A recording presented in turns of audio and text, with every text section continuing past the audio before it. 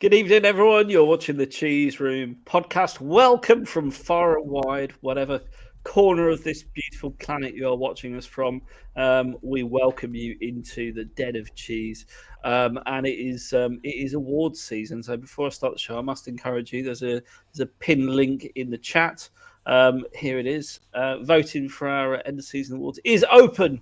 So click there. Make your vote count, make your voices heard.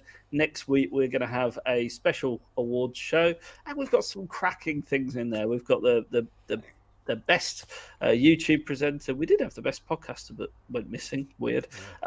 We don't know where it went. We've got the best player, worst player, best signing, worst signing, goal of the season, all the usual stuff, and what your favourite food is at the stadium, because let's face it, it's probably been the only bright spot this season.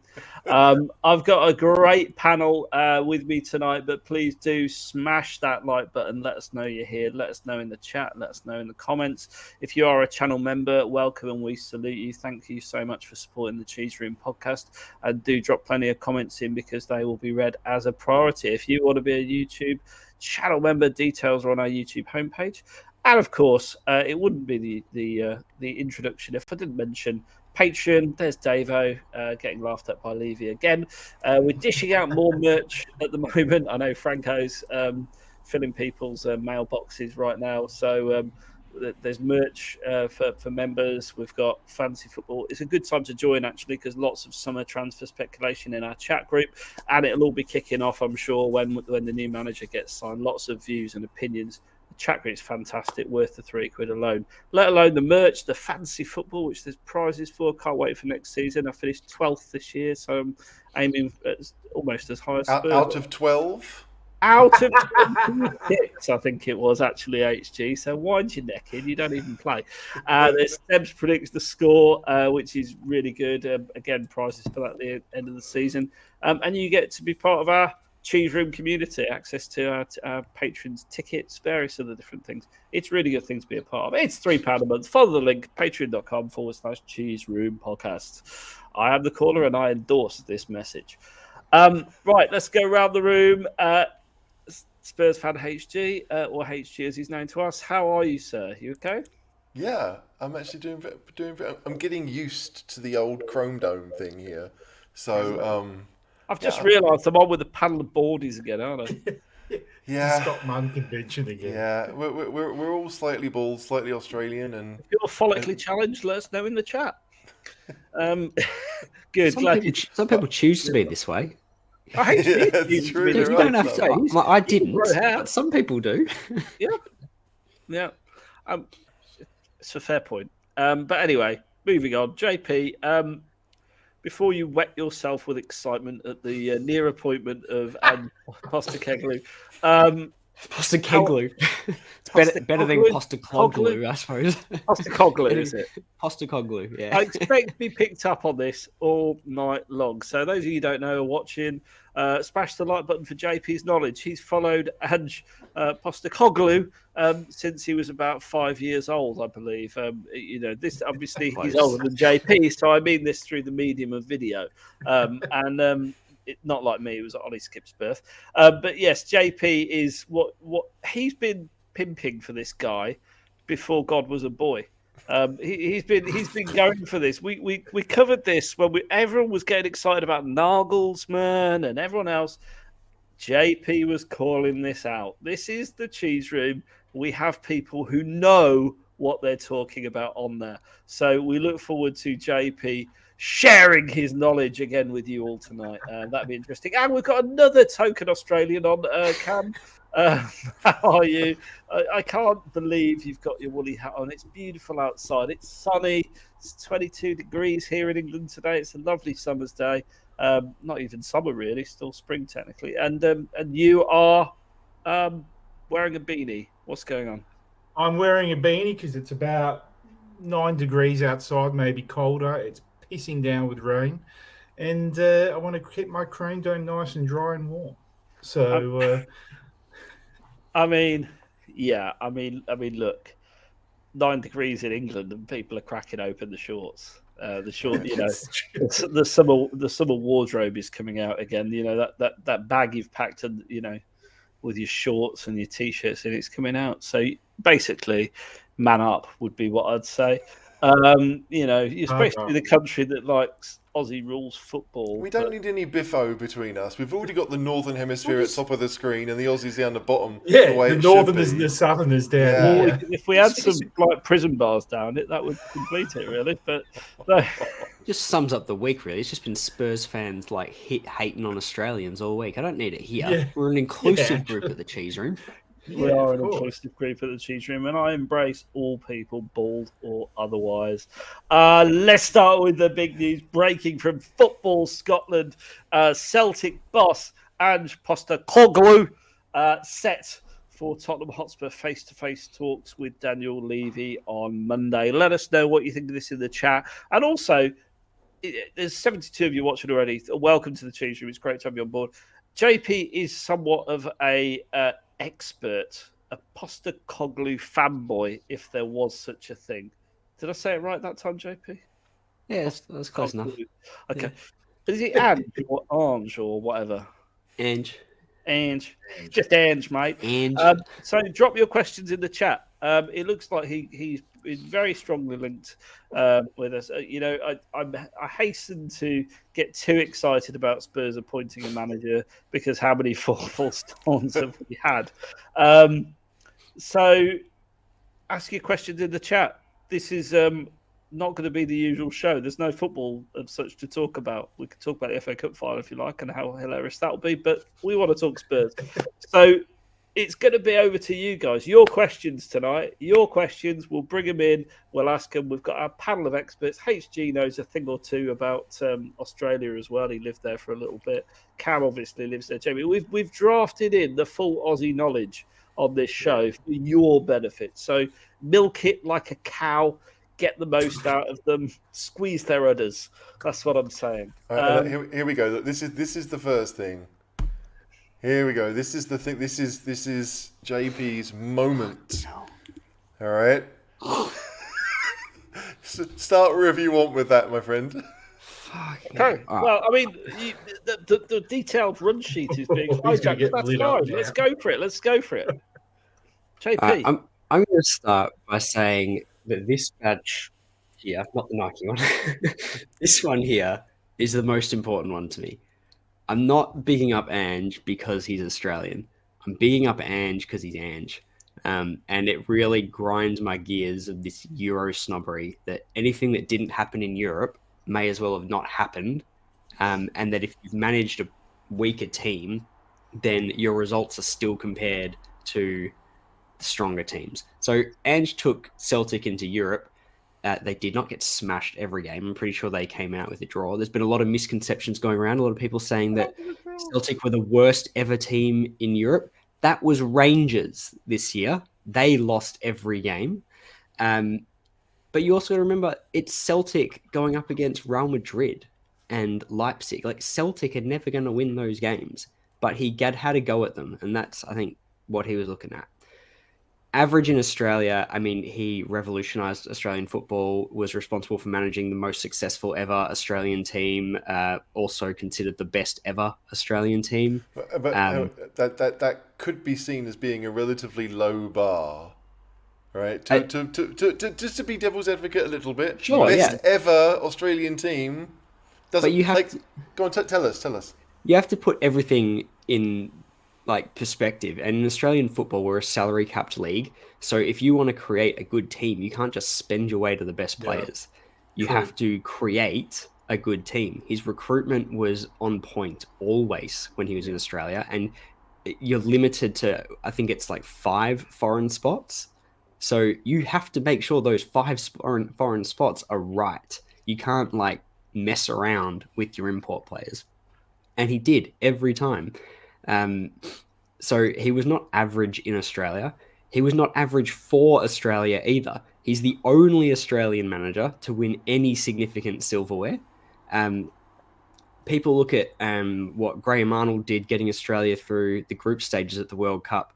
Graham Arnold's team was just as talented as Ange's team was, bar, an aging Tim Cahill.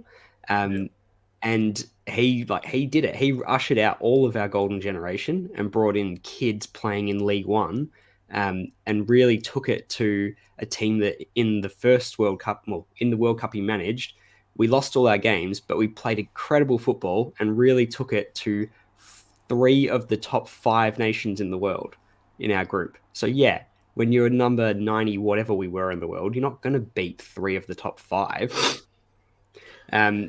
He won the Asian Cup, which is, I think, sneered at. We'd never won that. He won it for us for the first time with a really average group of players, and we won that competition. He was not average in Japan either. Yokohama had been a basket case until he turned up, turned them around in 2 seasons and won the J-League title there. I think the J-League, people sneering at the J-League. The J-League is probably a top 10 global league. It's better than the Ukrainian league where De Zerbi's come from, but people are clamoring around De Zerbi. He's come from a league that's comparable, and the only reason he hasn't managed outside of Europe until now is because of all the reasons that people are giving. Oh, he's Australian. Where could he, how good could he be? He's not from a football nation. Just because he hasn't managed in Europe. Because he hasn't managed in Europe is the reason he hasn't managed in Europe. And that's been sticking with him for a long time. He should have been in the Premier League a decade ago. But this kind of, you're Australian, you can't be any good thing has followed him around. I mean, that was a pretty spirited defence, but I'm going to put a few points to you, JP. Come at me. I'm a bit scared after that rebuttal. He obviously hasn't managed at the highest level. Yep. Is that an issue? Yeah, it is an issue. But it's also an issue for anyone we're looking at. I think it's the same issue we're looking at with Slot. If we were looking to bring Slot in, we don't know how he's going to react to the players that we have in the Premier League and the, I guess, level of self-entitlement that comes to. So whilst he has been able to galvanise every squad he's ever dealt with, and his man management is one of his biggest skills, we don't know how that translates to the Premier League. But I also think the managers that we're looking at, that argument can be labelled at any of them. Yeah. Worth starting as well. Ange was always in my top 5, but he was never top of it. No, And I remember I think- you were talking Nagelsmann top of it before. Before, by the way, you must be the that as well. the Nostradamus of the cheese room, because you were talking about Nagelsmann being sacked before it was even a thing and coming to Spurs. Next thing you know, he's sacked, and it's a thing that he might be coming to Spurs. And you're at that point, you were then making predictions about Postecoglou. Can you tell me what the winning lottery numbers are next week? Mate, if I could, I wouldn't be here, would I? This is the kind of elite level foresight you only get on the cheese room, I tell you. Because I tell you now, I don't know any other channel that called any of that stuff or had those views on. So well done you. Cam, a question, if I may, and don't worry, JP, there's plenty more ammunition. Oh, yeah. coming your way. Let's go! Let's go! Yeah. It's a I've Get got that you baseball back bat into ready the- and Oh, knock it mate, out. I'm coming for people. I'm taking tickets as well. Yeah, so if you want your place in the queues to do the JP lottery or the step right up. Can I? Sorry, I know. And then do ask the question. We'll start and we'll come back to him through the show. No, JP, you cannot. Cam, go on. I just want Daniel Wright's comment before it disappears. Don't The only reason Ange wouldn't last until Christmas is because if the Spurs fans don't get behind him. It's whoever comes in, Nagelsmann, whoever, is going to have a really rough 6 to 12 months.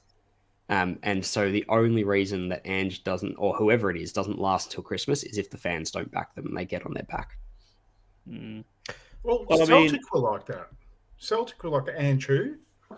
I remember a certain team across the road at Arsenal said Arsene who? And look how that turned out. Everyone's a no until there is someone, right? Yeah. The Celtic fans now they can't get enough of him. So, it's a bit ignorant to go, oh, he's Australian, doesn't have experience. Oh, he's not bigger, hasn't coached a big enough league. He isn't even at the club yet. What? Yeah, He's and proven this is the success thing. everywhere. and we talk about Slot, and we know that's not going to happen now. But everyone talked about him winning the title with Feyenoord. It's a big deal. Everyone's heard of Feyenoord. Maybe what he did at RZ before that might have even been better. But at no point then would anyone have thought, "Oh, RZ, big deal. The guy's only been managing for 6 months, and then COVID hits." So it is strange if you haven't watched Postecoglou's teams play, which, let's face it, almost nobody has. I've seen them play once, right? I saw when Celtic played Real Madrid at Celtic. That was like last September. I watched that game. They did well as well. It was a brilliant game. Celtic, Yeah. they got beat, right? They got beat 3-0. It looks terrible. If you look at that result and you didn't watch the game, you'd think, Yeah. oh, well, that makes sense. Celtic at home, they couldn't do anything against Real Madrid. Celtic were the better team for at least an hour.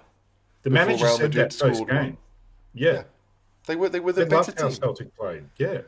So it's just like none of us. I mean, JP, because he's followed Postecoglou, is probably the closest thing. He is the expert among Spurs fans. He probably is the expert because most of us don't know much. But what we do know and what we've read, and we see what he's done repeatedly, makes you think, well, if you've done it in other places, in languages that you don't speak, right?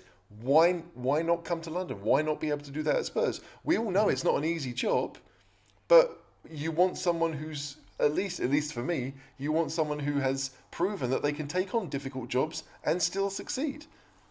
I think more important, and for me, there's lots of people I would have chosen over Postecoglou. Let's be perfectly honest, but that's because I'm a snob and I've heard of them and I haven't heard of him.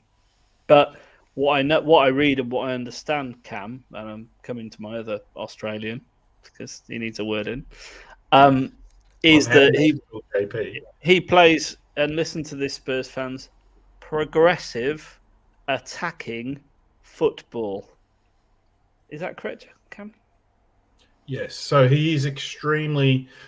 JP might correct me up here because he's followed him greater than myself. He's generally going forward constructed a 4-2-3-1 or 4-4-3 formation. He plays his wingers very wide, tries to stretch the defence.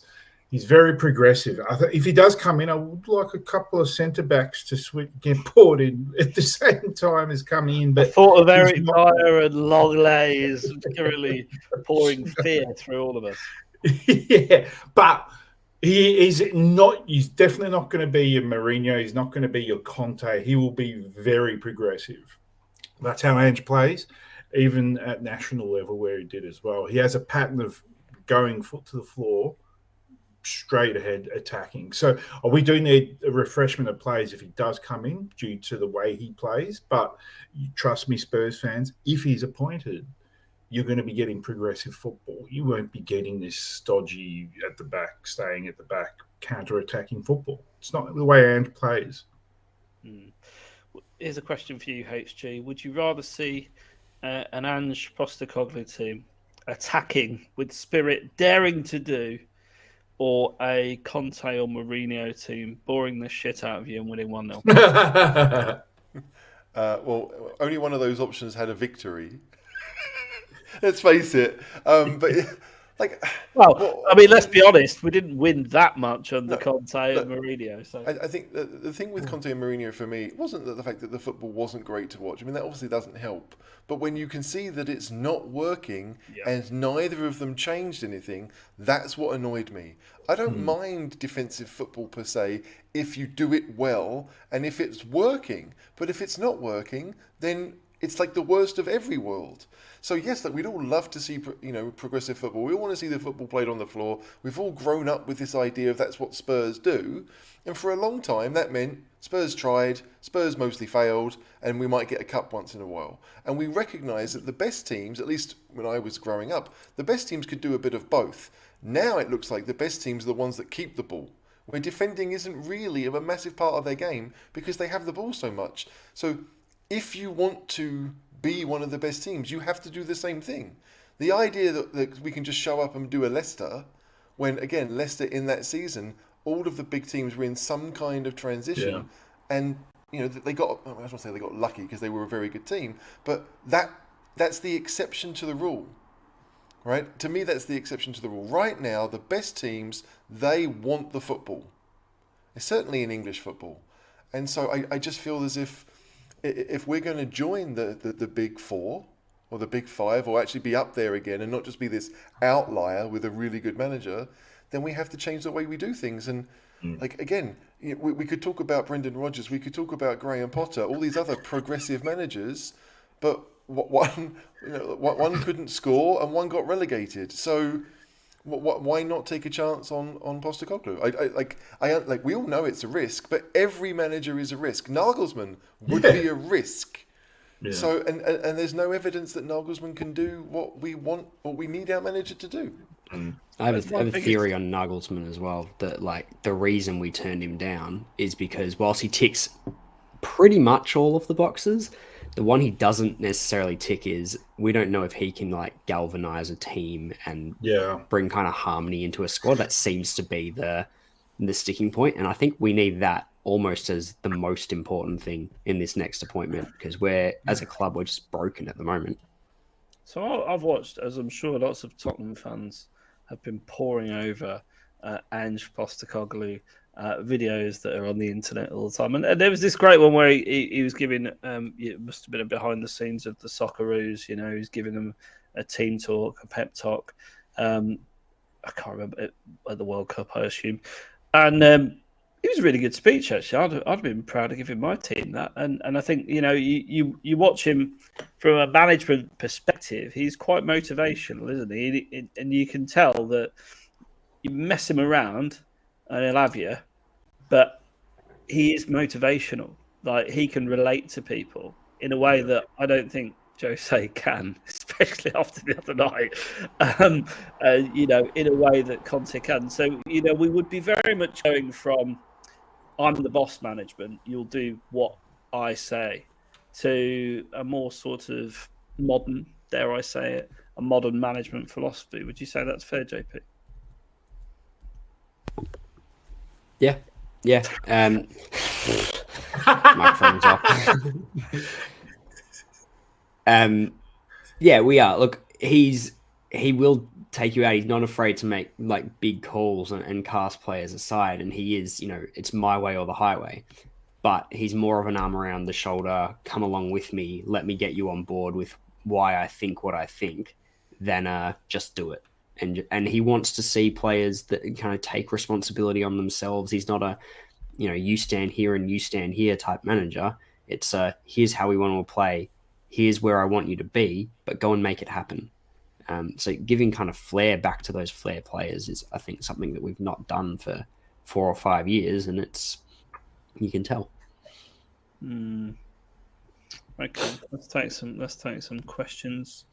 Can I just add to that? I think that's his biggest ace as well. His man management is exceptional, and he'll rip the inner man if he needs to out of you, like a bit of an Aussie rules coach. But he'll also put his arm around you as well. He'll be like a father figure. So, as much as he's going to every now and again get in your face, he's always going to have those soft skills there to get the best and rev the player, but also have those soft skills to protect the player as well, which I think we could see Conte and Mourinho never had.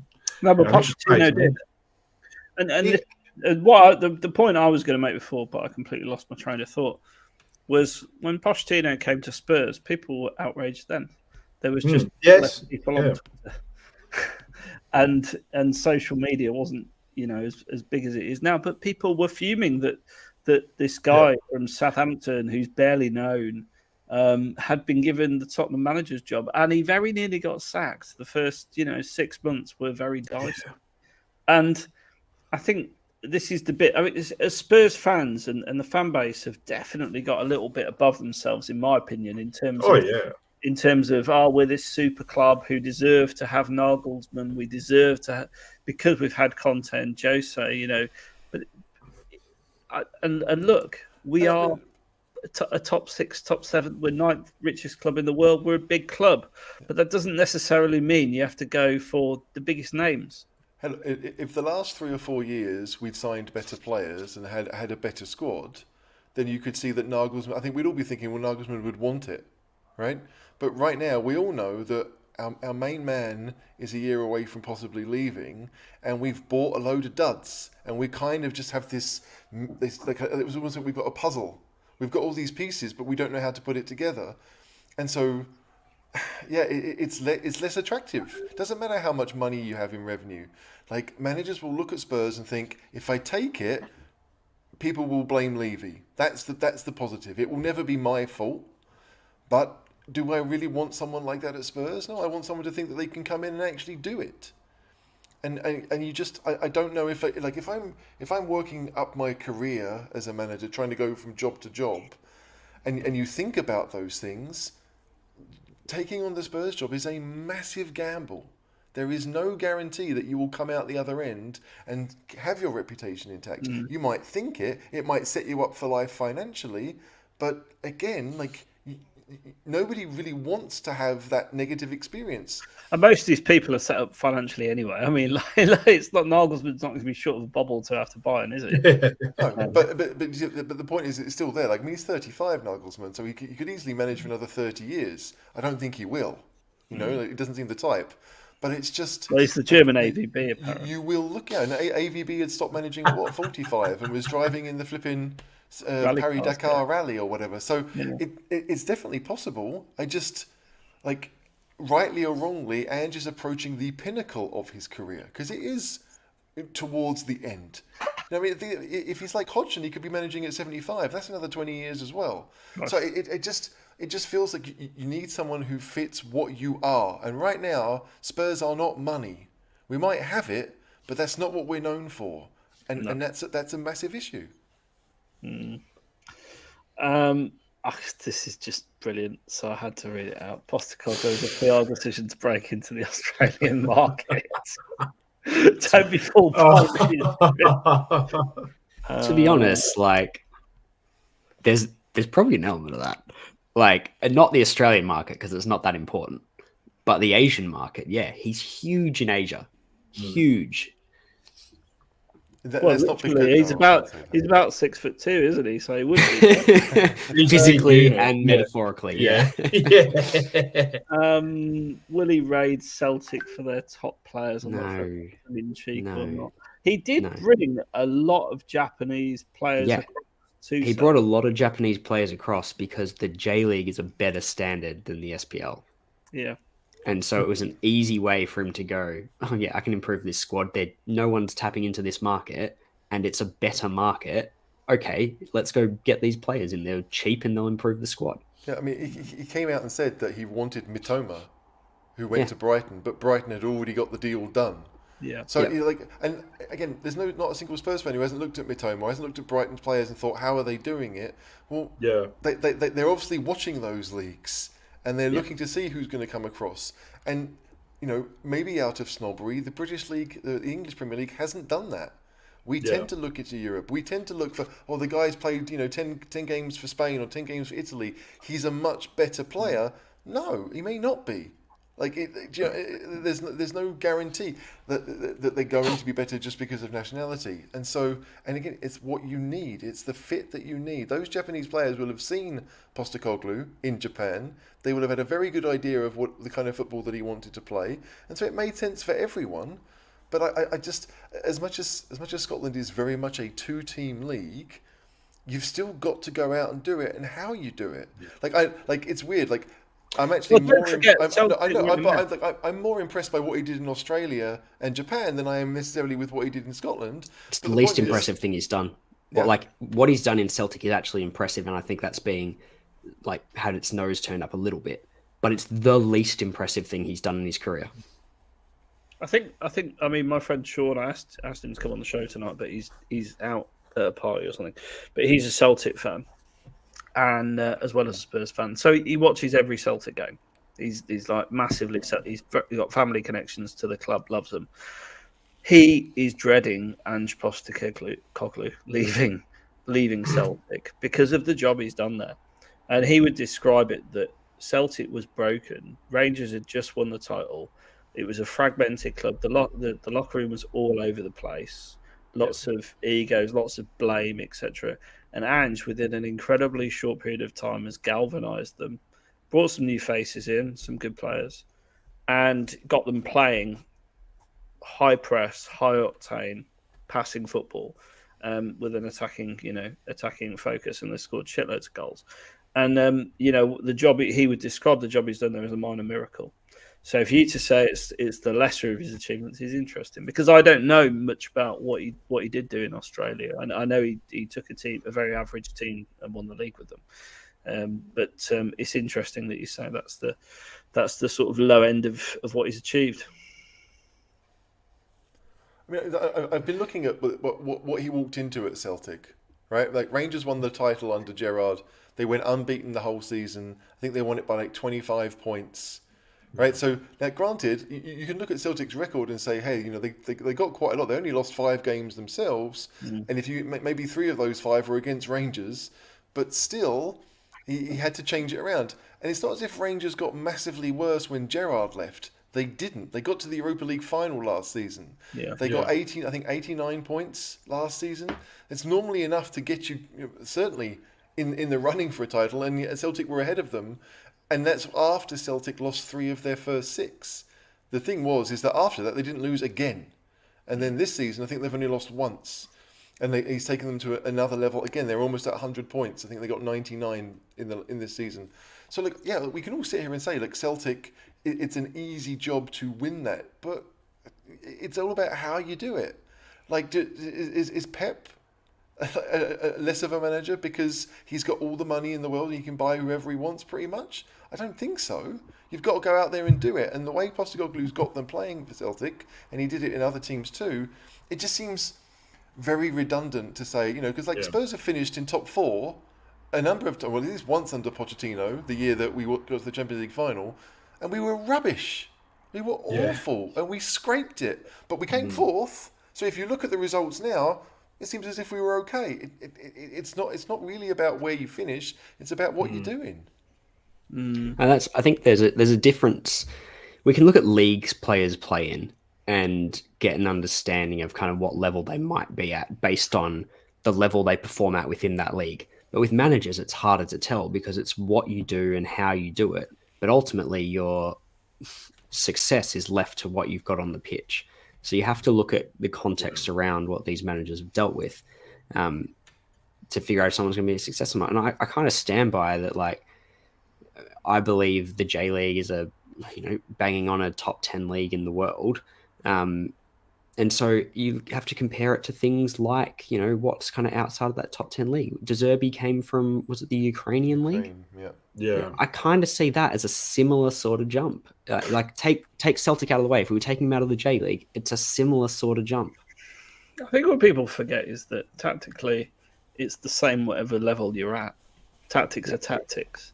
Management is the same at whatever level you're at. Now, don't get me wrong, the egos get bigger with money. But it's still management. That's the thing. And obviously, as it's a risk. Of course, it's a risk.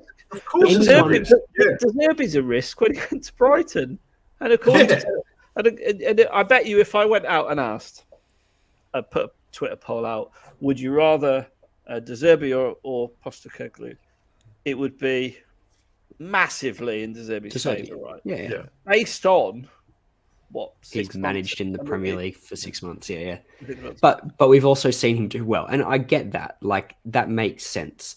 But I also look at some of the. But the point is, he's coming from almost exactly the same place as Ange, right? 100%. Ange. So there is no difference.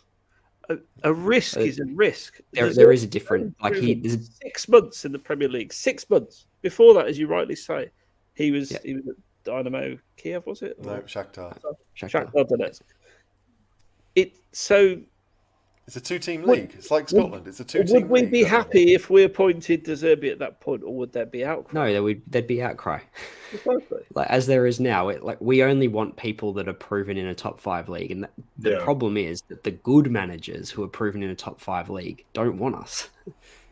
And so, we got a manager out of Holland doesn't want us. So we have to look in the markets we're now shopping in. And in those markets, Ange is up there. I mean, let's be fair. it would feel more weird, but there's a chance he might decide to stay. But Right? I think there's no guarantee that he's going to say, "Oh well, I'll take the Premier League money." He doesn't need that. We've talked about that. So go on. he's a football romantic, and he sees Celtic as a huge club, and I would not be like, it's a 50-50 flip a coin whether he'd want this job.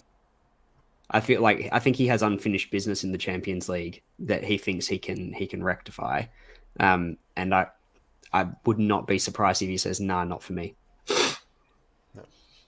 No, it's one of those things. Like obviously Rangers got to the Europa League final last year.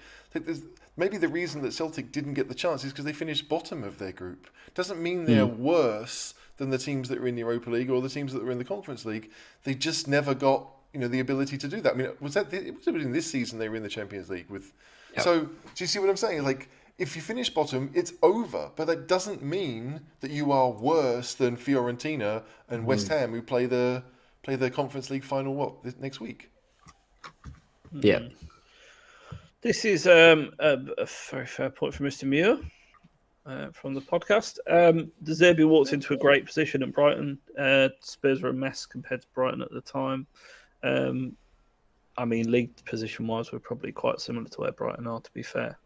But De Zerbi didn't win at Brighton for like 6 games. Yeah. And then they started doing it, and he brought in a bunch of younger players that most of us didn't. I'd never heard of Evan Ferguson. I'd never heard of Enciso or Buonanotte. I mean, these are players that he was rotating towards the end of the season too, giving everyone a chance to play. Like that takes guts. But for 6 games, I bet the Brighton fans were thinking, is this really what we want? Is this because Potter was doing pretty well? So whoever it is needs time. Yeah.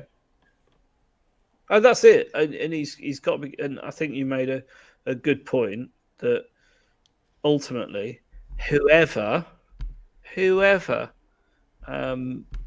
takes over is gonna have to sort out the dressing room big time. Yeah. Because that dressing room has been an issue for a long time now, and when you've got world class managers like Conte, etc., Mourinho, Pochettino to a degree. And bless him, Nuno and Ryan Mason a couple of times. Christ, did I miss anyone? None of them have really been able to get on top of that. I mean, why would Postecoglou do that, JP? Why would he be able to? I'll let you go on another monologue while I top up my beer. Get a beer. If you could kill about 5 minutes, that'd be wonderful. This for me is start. For me, there's two concerns about Postecoglou coming in. The first is he plays so attacking. His philosophy is you score 2, we'll score 4. So how well does that translate if you got better finishing coming against you the other way? Can you score 5 really? That's one concern, but I think we've seen enough in his career to say he's been able to overwhelm teams by having possession. The other piece is man management is one of his biggest strengths, but we haven't seen it.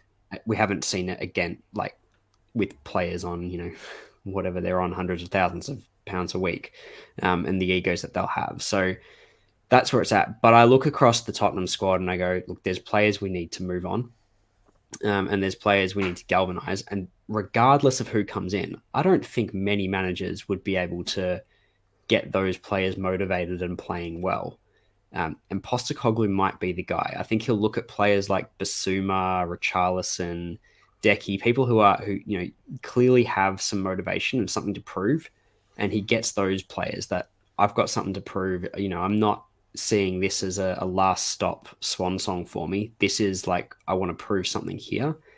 That's the people that typically do well under Ange. And I think there's a few of them in the squad, but we'll need to move on. Your Sanchez's and Diers and, potentially a Hojbjerg, might not be an Ange player. Can I just add into there that I was doing a bit of reading on the Celtic when he took over Celtic. He's actually very decisive as well, so he does know what he wants. If you have a look within the first year or so he was at Celtic, he's actually rearranged, up to now, he's only been about 2 years. He's actually brought in what he wants and got out what he did not want. He's very decisive. So you do need that in a manager. Yeah, Did that at Brisbane Roar. He got rid of the core of their squad, which were kind of heralded ex-Socceroos, and said, "No, you're not going to play the way I want you to play. Your ego's too big for this club. I want to bring in younger, hungrier players." And whilst they might have been net kind of lesser quality players, he got a better result out of them because he was able to bring everyone on side. It was when he got rid of change agent. He got rid of was it Craig Moore, who was the captain at the time? Like, walked in and said to the captain, "Nah, you're not for me." Like, that's a massive, massive move to make in any dressing room. Yeah. But he did it. He was like, "No, this isn't going to work with you. So we're going to have to go down another direction." And Craig Moore speaks glowingly of him these days, and I think that's one of the other benefits that he brings is we've had these big name managers that have come in, and they've Conte's the perfect example. You knew it was going to end badly, but you hope to get something good out of it. With Ange, his history suggests we'll get something good out of it, and his history also suggests that he leaves clubs in a better position to continue having success. Brisbane continued to win for the next couple of seasons after he left. Yokohama, his former assistant at Melbourne Victory, came in and continued to win after he left. Celtic should continue to win at any point anyway, but the culture he set in Australia continued to flow through after he left as well. So you don't see that same burn the bridge down and have to rebuild a team after him. He's built a culture around the club that seems to stick. Yeah, and it's like this idea that being 57, 58 is somehow a negative. We'd all love to have a manager be at Spurs for the next 20 years who's going to win us everything in that's possible. But let's face it, it's unlikely that it's going to happen. What you want to do is try and make the best choice you can of the people that are interested in the job. There's no guarantee that these better managers have any idea of being at Spurs for the next 3, 4, 5 seasons. Maybe they'll sign a 3-year deal like Poch did and say, after 2, I'm off. I mean, the way that management seems to be is that 2 or 3 years at a club is a long time now. Yeah. I don't think we're going to see these 5 to 10 year managers. Pochettino being 5 years is a super long time. You might see, obviously Guardiola's done it and Klopp's done it and Arteta may well hit those 5 years. But I just want to be better next season. Who is going to make Spurs better next season? And you talk about when he came into Celtic and he's changed the squad. I've seen a couple of comments here from Celtic fans saying that there's only 2 players left from the squad that he inherited. What that means to me is if he's going to come in, he almost becomes the de facto director of football as well, right? Which now there's probably another discussion about whether that's a good or a bad thing. But if you have someone who knows what they want to do, right? And maybe they're going to wait for the first 2 weeks of training to really decide, or maybe he's going to spend the next. It's weird to talk about this because he hasn't actually decided to be the manager yet. But you have to have this idea of what you want to do. And so to me, as much as I love the idea of a director of football who is the long-term squad planner, what we need right now is a short-term, out with this lot, in with that lot. And to me, that has to be the manager who's going to see that through. It's not going to be some guy in a suit who, in Paritici's case, tended to buy players that he knew from his previous club or from a league or whatever that maybe didn't fit what Spurs needed. Yep. There's a lot of comments in here about people saying not a lot. There's a couple of people in particular. Rod Stewart. Saying, if you think Ange will do better than Conte, we're all doomed. Conte did good for 6 months. Yeah. Then he pissed everyone off. What are we talking about? Conte was burning the house down. You could not do worse than Conte. Yeah. I'm looking at it, I'm going Slot, Amorim, Ange, any of them I feel like are going to do largely the same job, and we're probably next year looking at being a 6th to 8th place team. I don't think we'll finish much higher than we did this year because the job is so much bigger. But I think we will have a better team. Which brings me brilliantly to this. Brings me brilliantly to this, JP. Will our entitled King Hoddle very clear on what he thinks? Fan base accept us finish around 8th. For the record, I don't think the fan base are that entitled. I think they just want us to do well and are desperate to rekindle the sort of Poch era. But you mentioned 6th to 8th there. Will he get time, HG? Well, if he finishes 8th, maybe he won't. I think it all depends on how the season would finish. Like, if we finished 8th, having won 8 of our last 10, people will be like, okay, we'll want to see how this continues. But that's what we did with Conte too, to be fair. Yeah. Like, we won 7 out of our last 10 and got Champions League. But I don't think we're going to finish around 8th with Ange. Bearing in mind that all these other teams above us have got European football to worry about, and we don't. Yes. There's a very good... Brighton may not handle it. Villa may not handle it. I mean, like, and maybe Villa will decide, hey, we've got a chance of winning it because we've got Emery, maybe the Premier League. So you just don't know. But the fact that Postecoglou will have time, or whoever the man is really, will have time to work with the team, makes me think that we should have a decent chance. Like, we all know that there are parts of our team, not our squad, but of our team, that need improving, drastically improving. So I think if we finished 8th, I'd be almost disappointed, but I'd want to see what it looked like. I mean, Pochettino got us 5th in his first season with Bentancur and Mason in midfield. So I certainly think we can do better than what we did this season. Albeit that I think the teams around us are probably a bit stronger than back then. But they're going to have other things on their plate, which we won't. Yeah, True. But in saying that, this is a squad that has to. If you're an educated Spurs fan, you have to acknowledge that we're coming into a rebuild. Like, let's be honest, some of those players, we need a new goalkeeper. Harry, does he stay? Does he not stay? The midfield needs refreshment. Like, we can't. I understand we all want to get top 4, top 1, win the whole thing, but I think we've got to have a bit of grace. Whoever comes in, whether Postecoglou or whoever, the squad needs refreshment. So even if we do finish 8th as a hypothetical, there is changes needed in this squad, whoever the manager is. So I understand, does he survive if he finishes 8th? I personally think yes, because we're in a cycle now where we're going to have to bring in new talent or bring new youth up from the academy. Well, however it goes, there's a rebuild that has to happen. And I don't want to cut in here onto your point, Cam, but I think this is a fair comment. So wingback should Udogie bother unpacking his case. So another problem I see with the Ange appointment, and again, JP, this will come to you first, but I want everyone's opinion on it, including you in the chat. So do tell us what you think. We've built a squad that's built for 3-5-2, dare I say, although we barely play it. We've got wing backs, we've got DMs, we've got very dodgy centre backs, dodgy keeper, great forwards. If he's going to play 4 at the back, we've spent the last 3 years building this squad for wing backs. Big issue, isn't it? But the funny thing is, I don't feel as if we've tried to build a squad for wing backs. I think we've just ended up with a squad that suited wingbacks. Maybe the last couple of summers. Paratici. Well, yeah, but I mean, because we knew that Conte preferred it, right? So we could have spent the last 12 months buying wingbacks, like actual traditional wingbacks. But before that, I think we all just thought, well, maybe that's the best thing we can do. Like, Mourinho didn't really want wingbacks, but you thought it might work. When Nuno came in, we all thought we were going to go 3-5-2. We all thought that Doherty was going to be the same guy for Nuno at Spurs as he had been for Nuno at Wolves, and we never saw it. We saw a 4-3-3.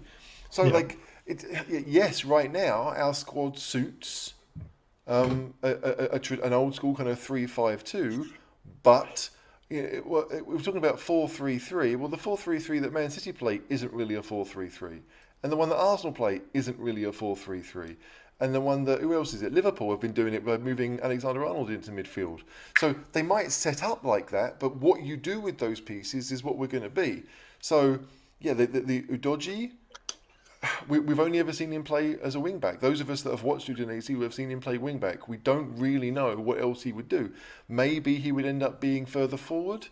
Because he's he's a smart player. So I've always thought watching him that he's a smart footballer. So whether he ends up as a fullback who joins midfield, fine. I mean, do what Zinchenko does for Arsenal.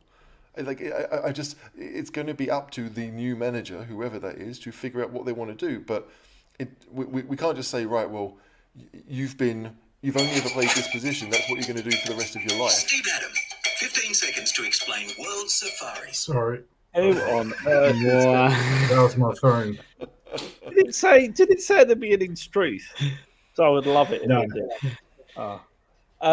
But it is a problem. I mean, you got Sessegnon, Perisic, Sessegnon's not a wing back. Udogie. Well, that's He's where not a footballer. He can't take. He can't take on a right? man. He's not a wing back. His future in football is a fullback. Okay, but that's where they've been playing. On the right, we've bought in Pedro Porro. You could argue Emerson's a traditional flat back four right back, but there's so many issues, and you know the squad needs surgery. And realistically, fullbacks and wing backs were the last thing we thought we were going to need going into next season. We thought we need centre backs, you know, attacking midfielder, forward if Kane goes, and a goalkeeper. I think it's only a problem because of what we've got on the right. Like I think Sess at a pinch can play there. Davies definitely can play there. I don't know about Udogie, but from what I've seen and hear, he could play fullback, more so than Porro could. But it's because of Spence and Porro that we look at this and go, that's a problem. Who's going to back up Royale? Though that said, Ange did play a back three with the Socceroos for a season.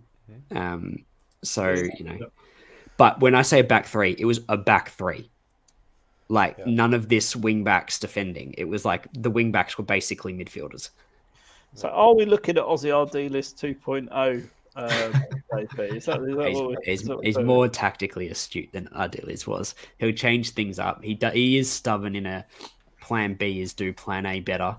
But he will set up the way he thinks will win a game. And the way he thinks will win a game is by trying to attack the other team. So whatever formation he picks, it's very offensive, high pressing, trying to outscore. It's none of this kind of sit back, soak up pressure, and then we'll counterattack. He believes the best way to not concede is to not give the other team the ball. Yeah. So there is to do almost, JP. Almost. It's almost like he's a good fit for Spurs.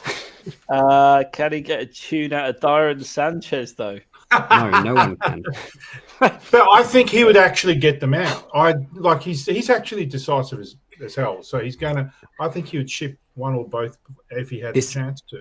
This will anger some people. I can actually see Sanchez playing in an Ange team more than I can see Dier. Oh shit! Because of the pace. Yeah, you need pacey centre backs. He can't kick a ball properly, JP. I mean, that's a problem. I'm not saying he will play or should play. I'm saying he's more likely to play than Dier. Yeah, I mean, but if you have a high possession team, then you need your back three to basically chase after the ball or chase after them, and you might have it. And if the other team, all they can do is hoof it forward and hope, Sanchez should have a much easier job than actually trying to kick the football. Yeah, I mean that's the thing. Like JP, I don't want Sanchez to be around. I think Sanchez will look at it and think, I want some long-term security, and I'll try and leave this summer. But the point is, yeah, you're right. Like we need pacey defenders. Like we don't really have any. We don't. Like we might have a couple of fullbacks who can do it, but we don't have any centre backs with any pace. Okay. Yeah. Well, moving on to this one from Craig Harlow. Any players that were out of favour under Conte, will they get a second chance under Postecoglou? HG, you first. I'd be interested in. I mean, there's so many. If we reel off the top of my head, like there's Spence, 7 or 8 out on loan. Udogie, obviously. We've Roden. got Road. Oh Christ, I forgot about Super Joe Roden. Bryan Hill, Toggy on the belly, Harry Winks, God help him. Vivaldi Lo Celso, Region. Oh Christ, I forgot we got Region. We got about 8 good And the funny thing is, of all those fullback, wing backs, whatever, the only one that I would say definitely not, no way, is Sessegnon. I'd be happy if we kept Udogie, Region, and Davies on one side, with Royal and Spence and Porro on the other. I genuinely would, because some of those, it's weird. Like if they're good going forward, Postecoglou's going to want them, and if they've got energy, Postecoglou's going to want them. If they're mobile and they will run, he's going to want those players. He's not going to want the slow, kind of maybe more, I don't want to say technical players, but that's just not his game. He needs mobile players to do that. And let's face it, a lot of those players that we've had out on loan, including Rodon, to be fair, are mobile. They are not slouches. So Postecoglou, if he came in, would look at every single one of them. I've no doubt about it. And he'd look at to see, how committed they were to the club and what their contract situation or whatever it is. But it's one of the things. If he goes to the player and says, "I'm going to play you," the guy might sign a new deal. Whether we want them to or not, there's a chance he might. And what I want right now is for someone to come in and say, "This is what I want to do with these players." We've got a load of them, right? We've got a lot to shift, but we do have a lot of players to pick from. And they're not all shit, by the way. They're not all shit. Like, I never understood the Reguilon thing. I never understood Reguilon. I like Reguilon. Yeah. But then, I like Giovanni Lo Celso as well, but he got bombed out as well. So, I mean, it's a question for another show. We're going to do a whole show about like buy, sell, etc. Keep, but I mean that's like 2.5 hours probably worth just talking about each player because there's so many of them.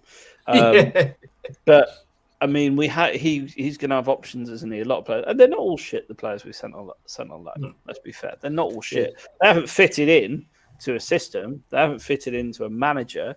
But some of them are talented footballers, and there's Harry Winks as well. This is a really good point that East Anglia Spurs makes, right? That's it. Dier is not a fast footballer. No. Davies can maybe. Perisic is not going to want to play in that style of football, and Hojbjerg probably won't either. So Davies needs to go. Sorry, Davies for me needs to go. Very average. I've said this for years. Very average. Yeah, I don't think he's not a problem in our squad though. No, exactly. No, because he can play two positions and he'll give you a 6 out of 10 performance. But you need those players in the squad. So I'm not in a rush to sell Davies. Squad player, yeah. No, I'll get rid. But like I said, that's a topic for another day. But he's right. I mean, you got to shift out some of these people. Let's move through these because there's so many comments. Keep him coming in. Postecoglou says he only knows one way to attack. It's exciting, but against good opposition, my concern is Man City and Co will batter us 9-1. His record in Europe is poor. Yeah, all of you. Who wants to say that? Not me. I talk a lot. JP. I think we've been over the record in Europe. The record in Europe is poor, but he took a Celtic team on a Celtic budget up against Leipzig and Madrid. And for, at least one of those legs for at least an hour, they were the better team against both those teams, but they lost because they just weren't good enough and didn't take their chances. So it's easy for people to look at the scoreline and go, "Oh, Celtic got battered." Watch the games, and that's the thing. I don't think anyone here is actually watching the games because they were very impressive. Against both those teams. With the Shakhtar, I think they played Shakhtar as well. I think they drew with Shakhtar, but they should have won those games as well. They were, particularly the away leg against Shakhtar. I thought they were really good. What was the first part of that question? I don't know. I got rid of it now. We're going to get back all out attack. 9-1, basically all out attack. Yeah. Look, Ange isn't naive, but he does believe that the best way to give yourself a chance of winning a game is to try and win the game by going out and trying to score, which is, a breath of fresh air versus some of the football we've seen of let's just sit back and defend and hope we get a chance. I don't think that it's not a City will beat us 9-1 conversation. We will likely concede goals because his teams go out and attack, but he tries to score more. He also has a philosophy of if we keep the ball, then the other team are less likely to have it, which means they're less likely to have shots, which means they're less likely to score. How many times have we conceded goals in the last couple of years because the ball has just been continuously pinging back into our box and chance after chance, and eventually one's going to happen. Yeah. So it's a different philosophy. It's a different. regarding European football. But it's a different philosophy. It does mean that you're more exposed at the back, but to be honest, with our defense, we're exposed anyway. And I've always said that playing a low block means you are exposed at the back because you're exposing yourself to shots consistently, and at some point they will go in. So I don't see that as you're more likely to concede or less likely to concede one way or the other. It's just a different way of playing the game. And if you pull it off, you're just as likely to win. Well, true. I mean, if you've got better quality players, you've got a good chance of pulling it off. And I suppose the thing is with Spurs, and as doom and gloom as it is, we've got a world-class forward line right now. If Kane stays, it's a world-class forward line. Son's good. Kulusevski's very good, and I think a coach can get a lot more out of him, especially a progressive coach. There's no Lucas to get in the way this season, which is nice. And look, I'm sure they'll add to it as well. Richarlison is a quality player. I know people will slag him, and they'll slag me in the comments for saying this, but he's a quality player. You've seen what he can do for Brazil. Like, he can do it on the world stage. So we've got good forwards, and we've got some emerging talent as well. I think that the reality is that we need to sort out the centre back situation first and foremost, and the goalkeeper. Who's put this up? HG, did you want to discuss that one? It wasn't me, but sorry, I meant to star it. I put it up. Put it up. Go on. Put it up. So my second choice after Ange would probably be Emerson. It's because I think he plays attacking football, but he also plays a back three, and our squad is largely built around that at the moment. So it would be the easiest path of least resistance, don't tear it all up approach that Levy would probably look at, but I don't know. Like my three after you go down from Nagelsmann and Poch was, and it's changed a little bit over time because I originally didn't have Slot in, but I brought him back, was our Slot, Postecoglou, Emerson.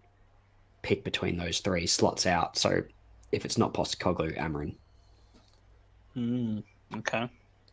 HG?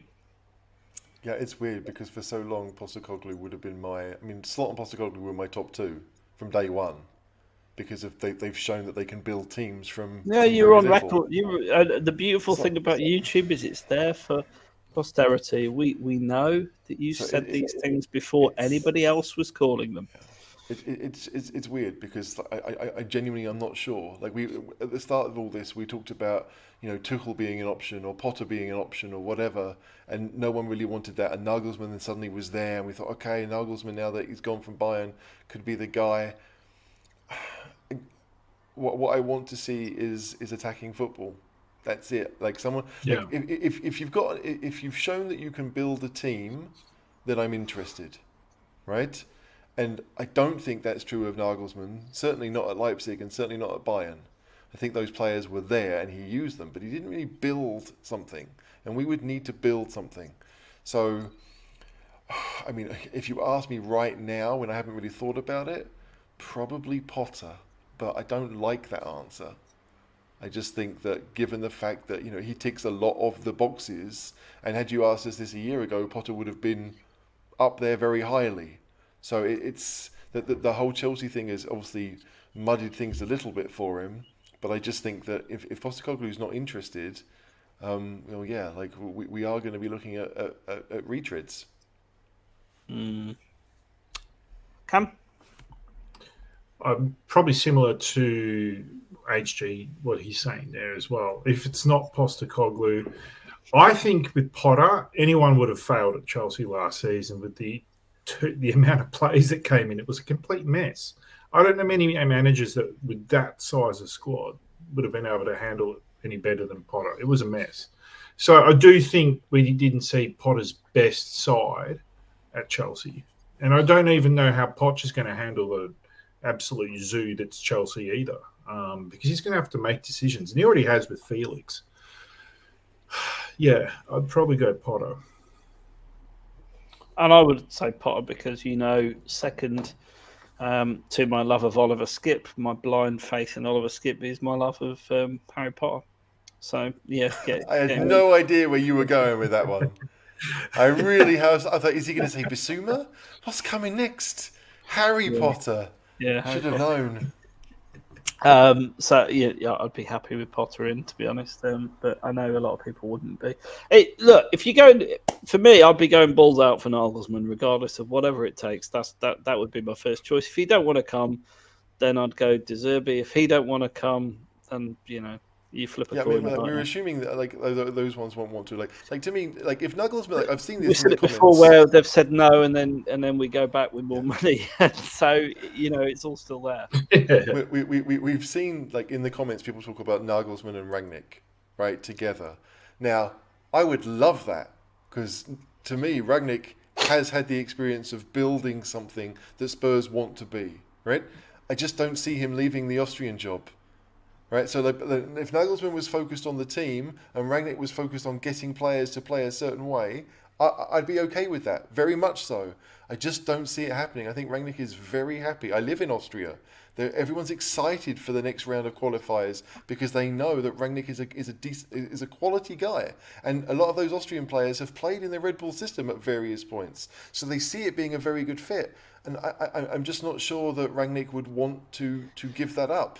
Or even if it was possible to have a second job, I don't think he would be interested. I think he's quite comfortable now. Gallardo is another name that people like to mention a lot. He's had a statue built at the stadium, hasn't he, with massive bollocks.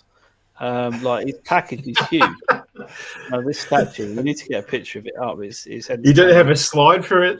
They definitely want him to stay. Yeah, Cooler offered to model one, but we said no. They definitely want him to stay. They put in this statue with a massive package in it.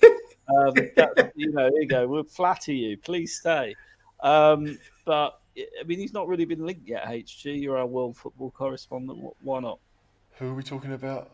I was reading the comments. Sorry. Gallardo. Big balls. Gallardo. Gallardo. Like, if Gallardo spoke English, then he would be a very risky move, but high risk, high reward, because he turned River Plate around. River Plate is a massive club, one of the big two in Argentinian football that had been very much down on their luck. I mean, they've just been bad for I think they got relegated at one point, and he turned them around, and they won the Libertadores. So 2 South American Champions League titles, and they love him. And as you said, they built a statue for him. But I'm always nervous about the language issues. I know Pochettino, was very coy early on about whether his English was good enough. So it shouldn't necessarily matter. But I did read an article about Gallardo where he said, like, his next club he's going to pick very carefully, because as a player he was kind of back and forth in Europe. Like, he played a bit for PSG, and then he went back to South America, then he came back over, I think, played for Monaco maybe. And so I think he's aware that if he makes the move over to Europe, it needs to be for somewhere that is going to give him time. And you don't pick Spurs. Yeah, do you know what I mean? So, like, as much as the guy has proven to be very good, you're nervous. Because I don't know enough about his language skills. I'm just nervous. I think it would be like I think we're all in agreement. Like, Nagelsmann, we think, is off the table because of the very bizarre way that we ruled him out of contention. Of that next rung of manager that we seem to be linked with, I'd be open to taking a crack on him. But I'm with you, HG. The language issue, because of where our squad is at right now, and I think they need someone who can come along and really, like, personally motivate people, does become a question. But the football he's played, I've not seen heaps of it, but I've seen a little bit, and that's exciting stuff. I'd be all about that. I think the language thing's a bit underrated, like a bit overrated, because Poch barely spoke any English when he was at Southampton. You what? You just get an interpreter, can't you? Yeah, I think that's a bit like. Did De Zerbi speak English before he came to England? There was a few. I think there's been a few managers that have barely spoken English, but they've had a translator there to actually have them convey their message. So I don't think it's Here we go. a big, huge issue. We can see. I mean, flat of the man. Yeah, It's a big man. he's a big lad. Yeah. There we go. Look, it'll be interesting to see what happens. Let's get back to Ange. Is this the Ange show? Here's the profile. 57 years old. Win percentage 53.76. Pretty impressive. Can we stop with the Tim Sherwood stats? Did you listen to that clip I sent you? The Tim Sherwood was on talking to Simon Jordan this week. It's quite interesting, actually. If you watch the whole thing, it's quite interesting. But it's an interesting load of bollocks that Sherwood's come up with, is what it is. Yeah. Well, the funny thing is that he tells the story about nearly selling Kane for 600,000. Then he goes, "Well, it's not Levy's fault. I don't think it's Levy's fault, and I think the owners have got the club's best interest at heart." So it's a bit weird, really. But anyway, can I ask? I'd love to know who Daniel Wright wants if we can't get Nagelsmann. Yeah. I was looking at that. Daniel Wright, we love you. Make sure you've hit the like button. You're certainly draining the life out of JP this evening. Who do you want to know? Let us know, and we'll discuss it. There we go. This is what he's done, as we said. Well, that's where he's been. Yeah, Brisbane, Melbourne, victory, obviously, but plenty of experience. You're missing. Here we go. Yep. I'm done. You've done. You're all right. Yeah, cool. Is that all right? Well done. And Harry Redknapp's come out actually saying that a chat with Tim Cahill convinced him Ange is the right man to turn things around. So if Harry's saying it, he's a top player. That Tim Cahill. He was a decent player, and then this was an interesting one. I know. HG, talk us through this slide. I mean, it's the most pointless slide. I mean, you know me in stats. Like, I don't mind a good stat if I feel like it's put with context, but that isn't. Because when Brendan Rodgers was in charge of Celtic, the Rangers weren't in the top division. So then it was very much a one-team league. But if you look at the points per game and the win percentage, like, Ange is better there anyway, but I don't like stats like this. They're would I compare Pochettino's stats with Conte's when the squads were completely different? I don't really get why this is going on, because I think there was a couple of year gap between Rodgers leaving and Postecoglou taking over. I think it's just that people were saying Celtic is, an easy job. It's and Rodgers has done all right in the Premier League. Let's be fair. I mean, in patches, he's done all right. I know you want to say he destroyed Leicester, and that's fine. But he has won an FA and Cup. Liverpool. He did do a Liverpool. I don't think he destroyed Liverpool, but yes, He had a couple. He destroyed Liverpool. He destroyed them. Anyway, he's got an FA Cup. I think the point it's making is that if Brendan Rodgers can manage in the Premiership and win the FA Cup, then why can't Postecoglou? Oh, if that's the point, then yes, Postecoglou can. Because if shit people can do stuff, good people can do stuff too. Exactly. And there you go. There's a whole article here in the Independent about Postecoglou. Here he is, age 21. Is this pin to your war, Ange? I mean, just on that alone, you've got to say no, don't you? Yeah. I hope Levy sells those wigs in the shop. Wigs, sign saying the dunny with a cockerel on it. All those things. The dunny with a cockerel. We could start selling toilet plungers. Yeah, plungers, mate. Fix your Postecoglou with our new toilet plunge.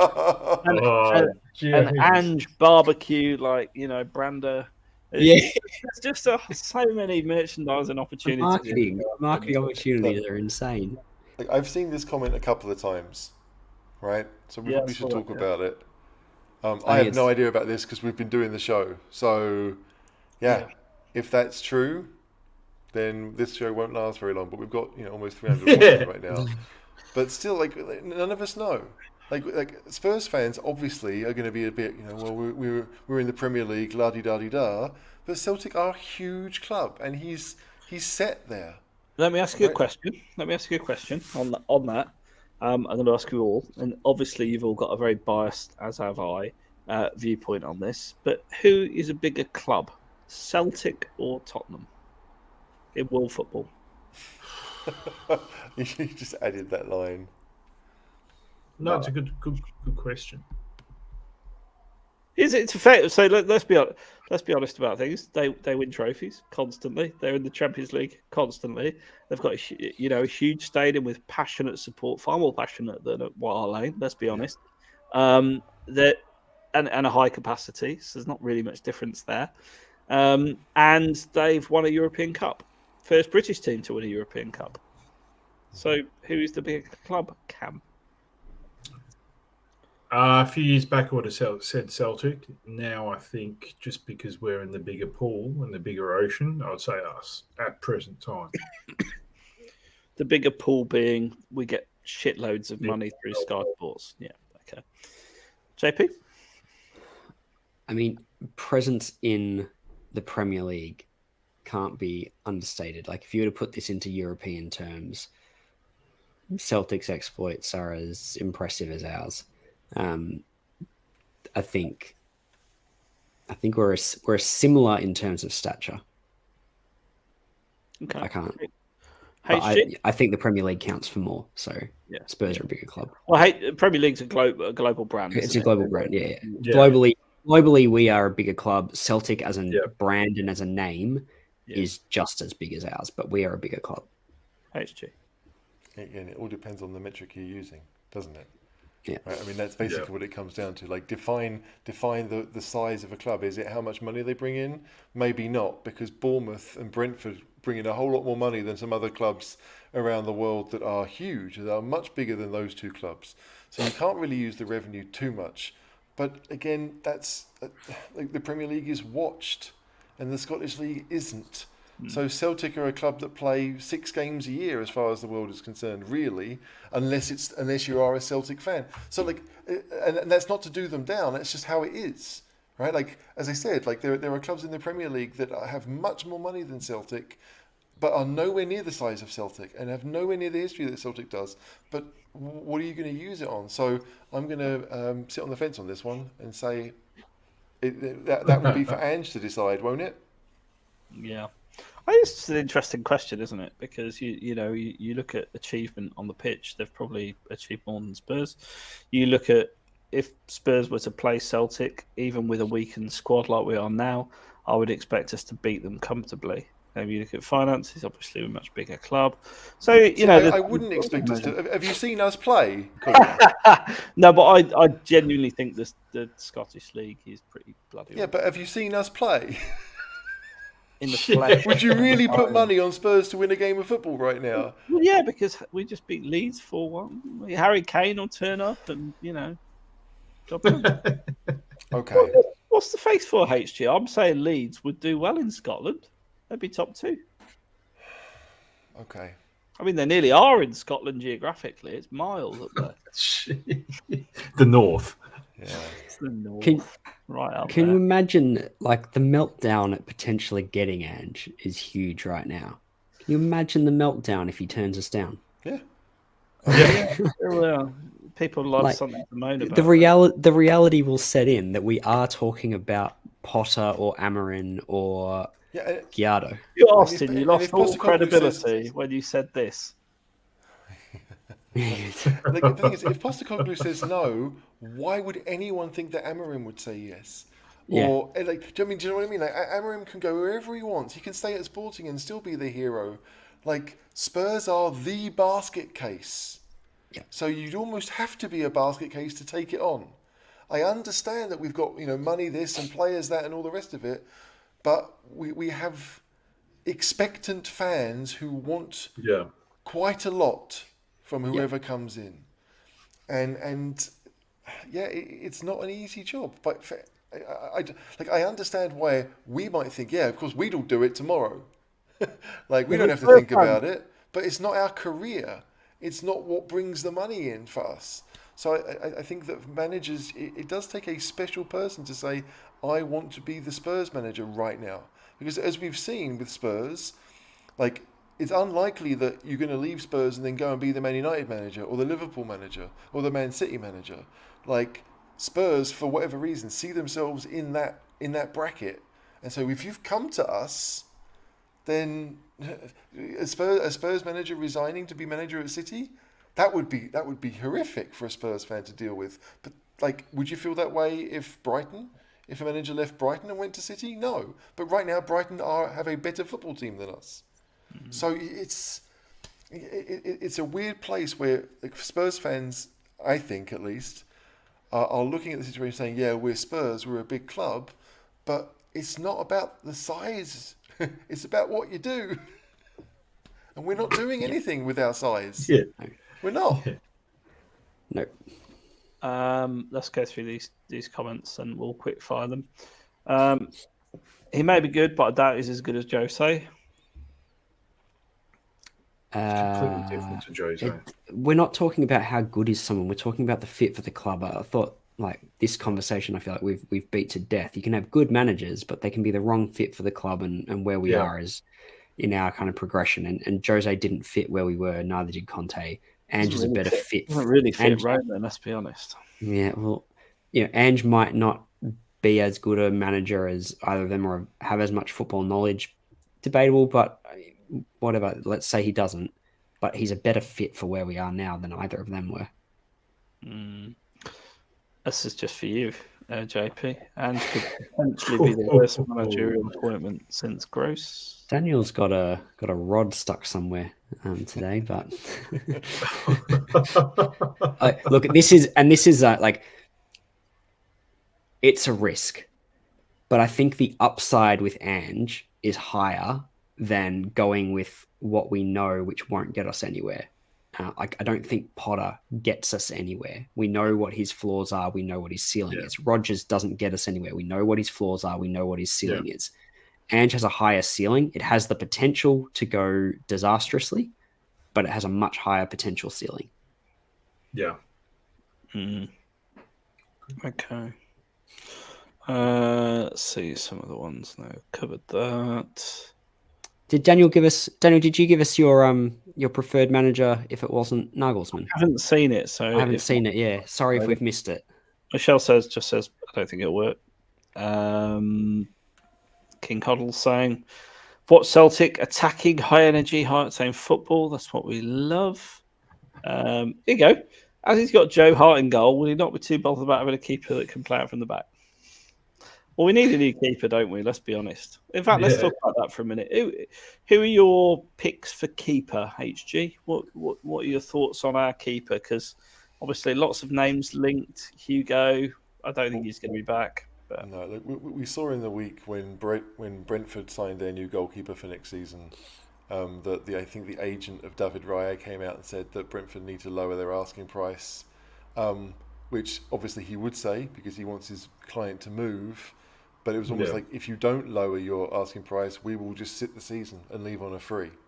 Which is that's their move, right? That's their card, and they've laid it out early. So he would be an option for Spurs. I'm not in love with that idea. But again, there's a lot of goalkeepers out there that are looking for a chance to play for a massive team. Last year, we felt like Pope would have been an option, but everyone was like, well, but we'd have him as backup. Well, that was never going to fly. Goalkeepers who are playing first team football and want to go to a bigger club are not going to go to be backups. They are going to go to be the first choice, and Spurs can offer that to a number of. Lots of goalkeepers could come to Spurs and be that guy.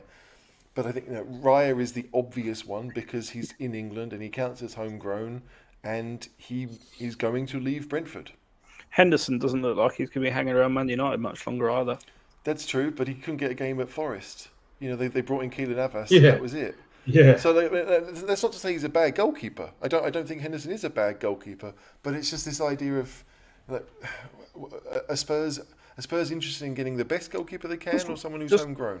Does Raya count as homegrown? He's trained in this country. Yeah, Raya does count as homegrown. Yeah. Oh, does he? Yeah. Yeah, I thought he did. Yeah. Cam, JP, any different thoughts, or is Raya the man?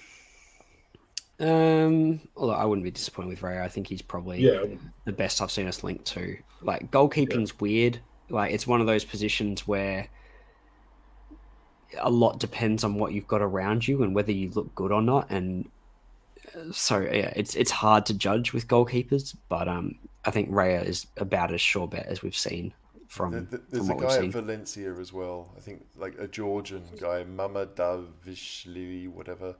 It's too hard to pronounce. But like he's 21, 22 and has played top level football for a couple of seasons, and I think that Valencia would be quite happy to take some money off us if we offered it. But yeah, it's. I mean, and the weird thing is, like, I mean, Hugo, where would he go? Right? I mean, this is the idea. We're all saying that we need a new keeper, but where is Hugo going to go? We all talked about last season about him going to Nice. Well, they went and signed Schmeichel. Well, you can just sit on the bench for you. Did they? And Schmeichel was terrible. Yeah. So they might be in need of a new keeper. Yeah. Another terrible keeper. Equally, if you signed Hugo's replacement, he could just sit on the bench for a year potentially. Yeah, Hugo is a backup. Yeah, but is Hugo going as a number one at his next destination, or is he happy to be number two? Well, there's rumours of him going to Saudi Arabia. Yeah. Nice I heard that. Yeah. Nice payday. Thanks very much. He won't want to chance to drink and drive in there. Oh, sorry. Home brew is very popular in Saudi Arabia. But there we go. Right, this one I want to put to you guys. So we got Mun and the preseason tour is on Australia. Is this planned all along? 100%. For anyone who thinks that I'm just backing in all the Australians, I'm not big on this Scott Munn appointment at all. Because he was Melbourne City. No, because I don't think his body of work suggests that he can do the job that we need to do. I mean, no, I don't think so, because we weren't seriously linked to Ange until like 2 weeks ago. And I don't think we're smart enough to plan anything like that. No. The reason why we weren't linked with Ange until 2 weeks ago is because there were a whole bunch of names that the papers wanted to throw out there first. Nah. I don't think there was any real logic to any of those names. It's like, well, the people who buy the papers or who click on the links, they've heard of these people. They're not going to say, oh yeah, that guy that you've never heard of or you barely know, he's going to be the first choice, because there's nothing in it for him. It's weird that, like, with Spurs, it feels like they have done very little publicly with this chase, with this manager hunt. And I think we've always thought that it would wait until the end of the season, that they were going to, look around and they were going to see what was going to happen. And the season hasn't finished in lots of countries. Like, there are league games in Italy this weekend. So there's this idea that, yeah, we've taken 10 weeks longer to do something, but I don't think we've ever really wanted to do something this early, or before now, what I mean.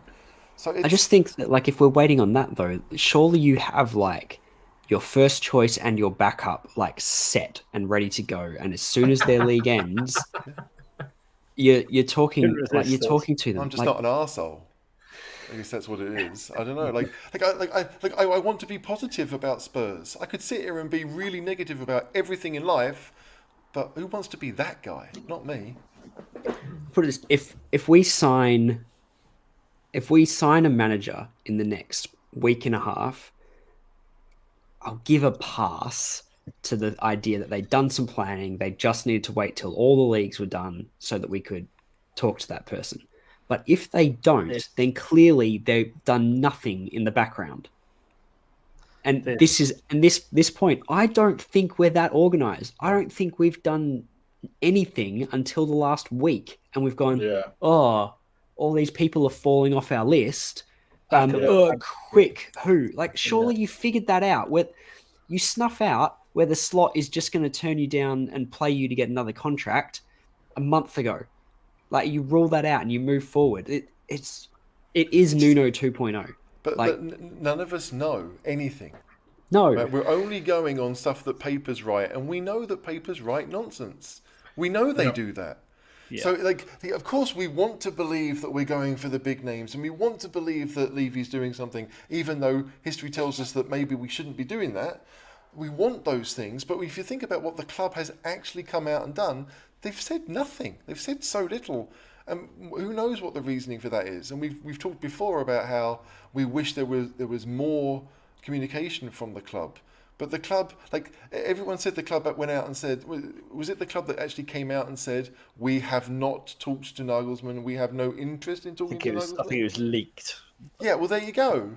Right, so it's like, but not officially. Let's say we know that about Nagelsmann, and we believe that there was something in the slot one, but that's it. They're two. Yeah. Right? So you could sit there and say, well, Slot was the first choice, he said no, and Postecoglou's the second choice. And again, those slot links didn't happen until they had won the league, really.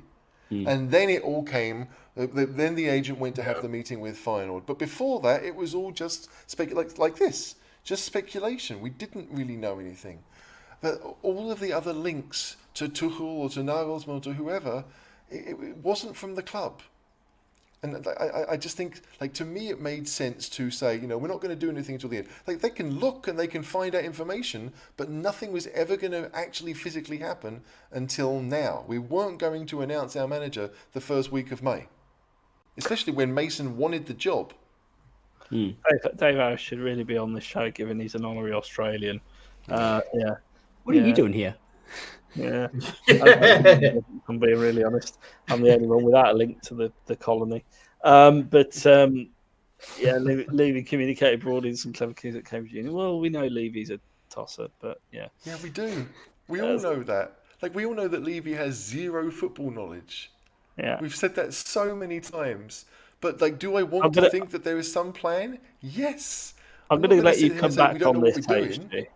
I'm going to let you set the record. I'm going to let you set the record straight. I just did, didn't I? I didn't even see that comment. I didn't think it was that But apology for what? They've done nothing. Like, I don't understand. We've been awful for 4 years because of the appointments that they made. We all know that. So if I'm going to sit here and say, like, do I blame Mourinho for being a cock? Yes. I don't blame Levy for that. Do I blame Levy for Conte being a cock? No, I blame Conte for that. So does that make me an apologist because I don't put everything on Levy? Levy's made numerous mistakes, but how the managers operate is not his remit. That's the manager's remit. And I don't understand why people are so desperate to pin everything on Levy, as if Levy's doing everything. It makes no sense. Because they're stupid. Well, I didn't say that. I just said it makes no sense. I will. Anyone who thinks that's the case, they're stupid. They're thick. They don't get it. It's glaringly obvious there is enough shit to knock down Daniel Levy's door without inventing complete fabricated bollocks. So just stop apologising for him, caller. Stop apologising. Not apologising. It's all his fault. Always. You're right. It rained today. That's his fault as well. Has he run Spurs into the ground in the last few years? In my opinion, absolutely. He's made some shocking appointments. That doesn't mean that he's chosen to play certain tactics or sign certain players that haven't worked out. When we sign a player, Porro, classic example. Get him. Well, get him in my club. Plays one game. He's not very good. It's Daniel Levy's fault. He doesn't know what the fuck he's doing. Get a grip. Have a word with yourself. Act like a proper human being and not a Neanderthal. Like I reread an interview from a couple of seasons ago today, and it was with Fonseca. And 2 seasons ago with the whole Nuno thing, Fonseca was going to be the manager, right? That's what Levy wanted. That's what Hitchin wanted. They wanted a front foot manager, someone who was going to play attacking football. And then Paratici came in, who was the director of football, and said, no, I don't really want that. And so Levy listened to the football man, right? Or he had to pick between Hitchin and Paratici. And we all know that Hitchin was out in his ear within 6 months. Yeah. So, I understand, but I don't think Levy is sitting on his throne proclaiming to know everything about everything. He doesn't. He pays people a lot of money to make those football decisions so that he doesn't have to. He's now employed Munn to basically be that guy on the board so that Levy can just concentrate on what he does know, which is land economy. He doesn't know football. It's just crazy that whatever happens, if it's good, it will always be despite Levy, and if it's bad, it's his fault. And that makes no sense. It is illogical and just childish. I will say that the point for me that told me that Levy had no clue on football and that it was like his biggest mistake he made was making that statement at the end of the year about wanting to go and play front foot progressive football. Yeah. And then appointing Paratici. Like, we're led to believe that he's been like queuing him up for years and years and years, and this was a done deal 6 months before he actually joined. Like, did you not talk football in all that time? Like, if you knew you were bringing him in, you don't make that statement knowing what his philosophy on football is. And if you truly believed in that statement, you don't bring Paratici in knowing what his philosophy of football is. That I just had to make sure I got that across because that boils my gears that like that was the nail in the coffin of like, you can't make football decisions because you don't understand football or you don't have football conversations with people. You just go, you football? Oh, football friend. Yeah. Is that Kashmir? I mean, that is the Levy question. He hangs out with footballers because it's all right when he's mixing with the Steve Divers, but when he's mixing with football people, it's you get a little bit of vibes of like that new money and like wanting to hang around with the cool kids. Yeah. Levy has an office at the training ground. Why? Yeah. Apart from because you can. Do you know so what I mean? Have breakfast with Harry Kane, wouldn't you? To be fair, if you or I were the owners of Tottenham Hotspur, I'm putting my office in the training ground, looking over the football field because I love football. Yeah. It is mine, all mine. I mean, it's the level of stupidity for people who argue that literally everything at Tottenham is Levy's fault. You should go away and educate yourself because you're talking absolute bollocks and your brain is faulty. It's as simple as that. If you go on that logic, who's the only man to take Tottenham to a Champions League final? Daniel Levy. It's nonsense. You would be an idiot to say that and to believe that. There's plenty of things to beat Daniel Levy upon. Beat him up on those. I do. Yeah, we do. And quite frankly, Levy out all the way for me, but for different reasons to what you are thinking. So there we go. Probably time to drop in a note from our sponsors, Enic. Is that talking about bullshit invented in someone's brain? There is plenty to stick at Daniel Levy. There's plenty of it. Yeah, so stick it the right way. Correct. Focus on the things that are clearly his fault. Flipping heck. Anyway, here we go. Do you think how many concerns this manager coming in could be another Gerrard? No, because I know there's a lot of similarities, but he's Australian, not Scouse. I think the difference here being Gerrard was given position in football because of his position as a footballer. Yeah. He did well at Rangers, and I won't knock the job he did at Rangers, but a large part of that was him being Steven Gerrard and being able to attract players because he was Steven Gerrard. And then the other part was, I think, his assistant, who's now the manager at Rangers. Yep. And, he's doing a good job there as well. And we saw when he didn't have him at Villa, it all kind of fell apart. So absolutely. Ange's body of work is him being a football manager. And I think what's interesting about Ange as well is everywhere he goes, he doesn't bring any support staff with him. He has a new team every time he goes somewhere. So that's really weird, actually. That's unique, isn't it? Yeah. It's very unique, yeah. Yeah, I'm not sure if that's a good thing or a bad thing, if I'm being really honest, Jacob. Yeah, based on the success, you'd say it was a good thing, surely. Yeah, I mean, I still have hang-ups about Ange that I know I hear all you're saying, but it is Celtic and it is Australian football and it is Japanese football. I think obviously I do worry. Let me finish my point. I've listened to you ramble on about how brilliant he is all night, so you're going to listen to me, even if I have to use the mute button. I do have worries that he is underqualified, despite I can see he's got good man management skills. You can see that from the videos. You've only got the Socceroos undercovered, etc. But I do worry about him dealing with egos in the Premier League. It's a lot different to dealing with your one big star being Tim Cahill, who was an average Premier League player.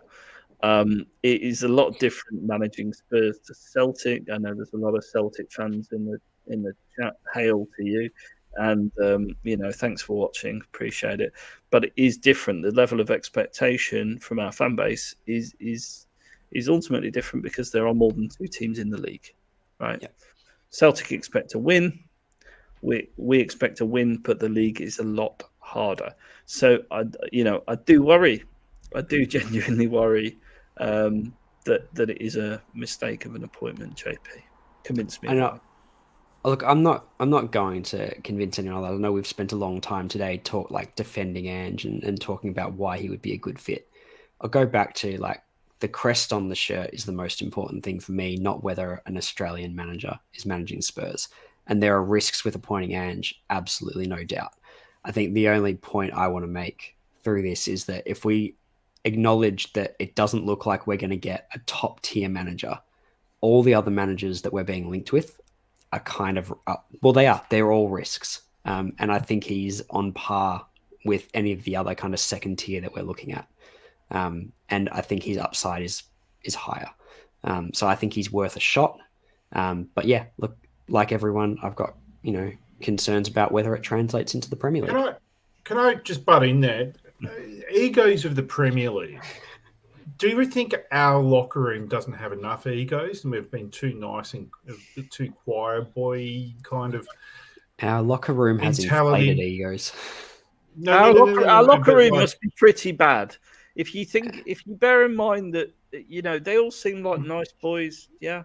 But if you think that Mourinho, a disciplinarian, couldn't control it for whatever reason, if you think that Conte, couldn't control it, it was the other way around. What do you mean? Mourinho wasn't exactly. Mourinho was quite uncontrollable himself. He would say the odd outlandish. He couldn't get the players to do what he wanted them to do, and at the end, he had lost the locker room. Conte, exactly the same thing. If two of the most experienced, decorated, and disciplined managers of the last 10 years can't control that locker room, why do we think some jolly Aussie is going to be able to do it? Because no one has. And that's the thing. Let's just try something different. Because I think he'll bring in change. He'll order some of those players to go. I think he's got the balls to actually go, you out, you out, you out. He's pretty decisive on what he's wanted. It's proven. He's a change agent, and I do love that about him. And I think him probably setting a bit of a bomb off in the locker room will actually get players paying attention. Lost in the car park. I saw a comment earlier saying that if he went, then Kane would be first out the door because Kane is not an Ange player. Kane, we talked about these mobile players. Well, that's not really Kane. At least when he does it, he picks and chooses his moments now, right? He's not slow, but he doesn't want to run consistently. And so, would Ange allow to have 9 outfield players do all the work so that Kane could be, let's say, a part of it rather than a full part of it? I don't know. But there are lots of things to consider here. If you think that Postecoglou is the future and you back him over Kane, that is a massive call. Big call. It's a big set of bollocks, yeah. Yeah, and I mean, do you think Levy's going to do that? I mean, that would be. I don't think so, because it would be his call, right? If Postecoglou came in and said, right, this is Kane, as good as he is, he can't do what I need him to do. Let's take the money and find people that can. It's a massive. It's a strange one. I would like to think, I would like to think that whatever manager comes in will look at the players we've got and say, this is what I think the best 11 is, and this is how I'm going to get them to play so they can show how good they are, right? And to me, Kane is in that. No matter what, Kane is in that. You find a way to have Kane be in that. That's okay. That means you can't have Ndombele in the team because he would need to have that kind of treatment too, and you can't have two that do it. But the point is that Kane, being the goal scorer that he is, it's the most difficult thing in football to do, and we have one that does it almost with his eyes closed. He's that good. So if it means that we have to play Richarlison up top with him, and Son has to play almost left wing in a 4-4-2, and they rejig things around because Richarlison has those legs that Kane doesn't, then fine. But you figure out what 11 functions best. And Postecoglou has done that repeatedly. Yeah. I agree. Yeah, I agree. I'm playing devil's advocate. Nuno part 2, JP? Hang on. How would Ange deal with the special player committee? How does anyone deal with the special when I saw this, that like Daniel Levy's having meetings with a player committee, I was like, oh, it all makes sense. You can't have a player committee that can regularly one-up the manager. Like, the people who report into me, my job, don't have weekly meetings with my boss. No. Like, that's just like, hey, would you like me to sack your boss? Is he doing all right? Would you like me to sack him? Don't do that. Give the boss all of the tools. Daniel Levy needs to get his hands out of the kitchen and not deal with the players. This is the dumbest thing I've ever heard. But I mean, I feel like, the player committee to me surely is that rather than have 25 or 30 different voices, that the players get together and say, hey, this is what we're thinking. And it's with the manager, not with the chairman. Yes. Right? Yes. It's with the manager. That's what you would do. Because the manager can't really keep track of all the people that he's got. So if he's got a few people that he trusts and the players trust, and you have that, I don't want to say conduit because I'm not sure it's the right word, but you have that person that can do it, then great. But Levy's done his thing. He appoints the manager and he walks away. Yeah. Levy can talk to the player committee if he's already pretty much decided he's going to sack a manager. And he just wants to check that, like, hey, the dressing room is feeling the way I'm feeling, right? Yeah. But not as a, like, hey, let's have a chat. How are you guys? What's going on? No, stay out of the way. Sorry. Back the manager. Hey, H. You okay? Yeah. Daniel Levy sitting in the cafeteria with the players. Yeah, that shouldn't be a thing. No. It shouldn't be. I don't have lunch with my kids at school. I mean, that's basically what it would be, right? Do I go into the classroom and sit and have my sandwich with them? No. It would be weird on every single level you can imagine. Yeah. Can you imagine then playing along, being really cool and having to like pretend, hey kids, is that Cashmere? What's the new Pokemon? What's the is that Cashmere? No, your family owns a bunch of hotels, huh? Yeah, that's nice. Yeah. Sonny, talk to me about the Burberry. What's going on with the Burberry? Exactly right. Yeah, come on, Levy for that. Not made up nonsense. Right. Oh, I can't believe how far he ran. Yeah, it's everywhere. It's everywhere. Harry Winks. I'll never forgive him for Harry Winks. What a player! I mean, anyone who says that needs their head for dementia, really. Right, listen, JP. It's been a pleasure having your knowledge, the font of Ange wisdom. It's going to be interesting to see how you play it when he rules himself out next week. But for now, you can dream. And are you going to have a special range of Ange merchandise printed for the masses to purchase when he gets the job? Is that the plan? Well, given that I think there's a better than 50% chance that he says no, I'm not printing anything now. But if he comes, hey, we might have to get some new cheese room merch. Hey, listen, we'll stay tuned for that because we've got Cheese Room merch in stock right now. Join the conversation over at patreon.com/Cheese Room podcast, where you get exclusive content. Oh, look at that, modeling the merch there.